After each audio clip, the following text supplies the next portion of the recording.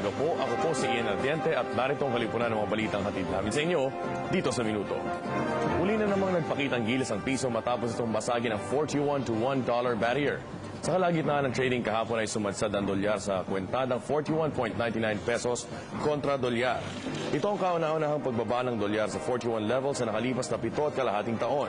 Ngunit sa pagsara ng merkado ay bumawi ang greenback at pumalo ang palitan sa 42.03 pesos kontra $1. Nagbigay tuloy ng fearless forecast ng Citibank Group na dahil sa kakaibang lakas na ipinakita ng piso, posible umanong pumalo ang palitan sa 37.50 to $1 sa susunod na taon. Matatag na ang seguridad ng Pilipinas, kaya't masigla na rin ang ekonomiya dito. Ito ang pinagmalaki ni Pangulong Arroyo sa bansang Espanya, kasabay ng paghihikayat sa mga negosyanteng Kastila na mamuhunan sa bansa. Ang pahayag ng Pangulo ay ginawa niya sa harap ng mga negosyanteng pinamumunuan ni Senyor Don Gerardo Esperan.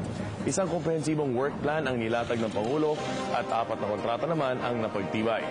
Nagpakita rin ng interes ang chairman ng Indra Company, isa sa pinakamalaking information technology sa Spain, Europe at Latin America na maglagak ng puhunan sa bansa dahil na rin sa ani ay kasipagan ng mga Pinoy.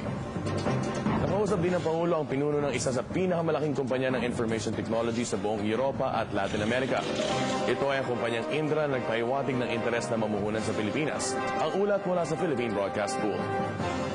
Sa Madrid, pagpapatatag sa relasyong pang-ekonomiya at komersyo sa pagitan ng Pilipinas at Espanya ang pangunahing agenda ng Pangulo. Sa Palacio de El Pardo, nakausap ni Pangulong Arroyo si Javier Monzon, ang chairman ng kumpanyang Indra na isa sa pinakamalaking information technology company sa Spain, maging sa buong Europa at Latin America. Ayon kay Monzon, natutuwa siya sa magandang performance ay pinakikita ng mga Pilipino nagtatrabaho sa kanilang kumpanya. Nagpasalamat naman si Pangulong Arroyo lalo na nang ihayag ng Monzon ang plano nitong palawakin ng kanilang korporasyon at pakikipag-tie-up sa Pilipinas. Samantala, isang cocktail reception ang ibinigay ni Pangulong Arroyo at First Gentleman Miguel Arroyo sa Hari at Reyna ng Espanya bilang pasasalamat sa mainit na pagtanggap nito sa Pangulo at sa matagumpay ng state visit niya rito. Para sa Philippine Broadcast Pool sa pakikipagtulungan ng PLDT Smart, Sheridan Narciso, Madrid, Spain. Nilinaw naman ng Malacanang na walang direktang kapasyahan ng Pangulo sa pagsama ng ilang mambabatas sa Europa. Ayon kay Executive Secretary Eduardo Ermita, sa mismong opisina ng Senado at Kamara, nag-request ang mga mambabatas na sumama sa delegasyon ng Pangulo. Sinabi pa ni Ermita na di dapat masamain ang pagsama ng mga mambabatas.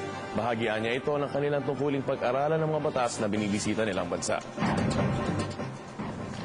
Wala pang katiyakan hanggang ngayon kung makakadaan si Pangulong Arroyo sa Kuwait upang personal na hilingin kay Emir Sheikh Sabah Al Ahmad Al Sabah na ibaba ang sentensyang kamatayan ay inihatol sa OFW na si Marilu Ranario. Nauna rito ay napabalitang dadaan ng Pangulo sa Kuwait matapos ang kanyang 7 araw na pagbisita sa Europa. Pero ayon kay Executive Secretary Eduardo Ermita, hindi pa nakukumirma ng Department of Foreign Affairs kung naisasaayos na ang pagkikita ni Pangulong Arroyo at ni Emir Ahmad Al Sabah. At sumayin niyo po ang kalipunan ng mga balita sa oras na ito, ang tabayanan ng mga bagong balitang ihahatid namin sa inyo dito sa Minuto. Ako po si Ian Ardiente, maraming salamat po.